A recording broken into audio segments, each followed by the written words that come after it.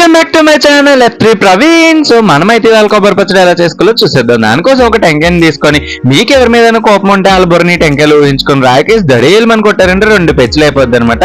అప్పటికి మీకు కోపం తగ్గపోతే టెంకాయలో ఒక పెచ్చుల రివర్స్ లో పెట్టి దాని ముడ్డు మీద గట్టి కొట్టారంటే 2 ముక్కలు అయిపోద్ది, అప్పుడు తగ్గిపోద్ది అనమాట. సో దాని తర్వాత దాన్ని చిన్న చిన్న ముక్కలు కోసుకొని పక్కన పెట్టుకోవాలి. తర్వాత పై మీద ముగ్గురు పెట్టేలా స్క్రీన్ మీద కనిపిస్తున్న ప్రతి ఒక్క ఇంగ్రీడియంట్ వేసుకొని దోరగా వేయించుకొని అన్ని కూడా చల్లారబెట్టుకొని మిక్సీలోకి తీసేసుకోవాలన్నమాట. ఇలా స్క్రీన్ మీద కనిపిస్తున్న ప్రతి ఒక్క ఇంగ్రీడియంట్ మస్ట్ అండ్ షుడ్ గా ఉండాలన్నమాట. అప్పుడైతేనే కొబ్బరి పచ్చడి అనేది టేస్ట్ అదిరిపోతుంది. స్క్రీన్ మీద కనిపిస్తున్న ఏ ఒక్క ఇంగ్రీడియంట్ కూడా స్కిప్ చేయకుండా వేయండి, అప్పుడైతేనే టేస్ట్ అయితే అదిరిపోతుంది. ఇది ఇడ్లీలోకి, వడల్లోకి, దోశల్లోకి, గారెల్లోకి, బజ్జీల్లోకి, బోండాల్లోకి, ప్రతి ఒక్క టిఫిన్ లోకి సూపర్ ఉంటది అనమాట.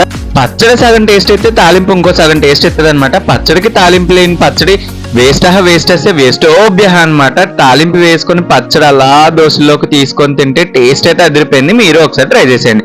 For more video subscribe to my YouTube channel.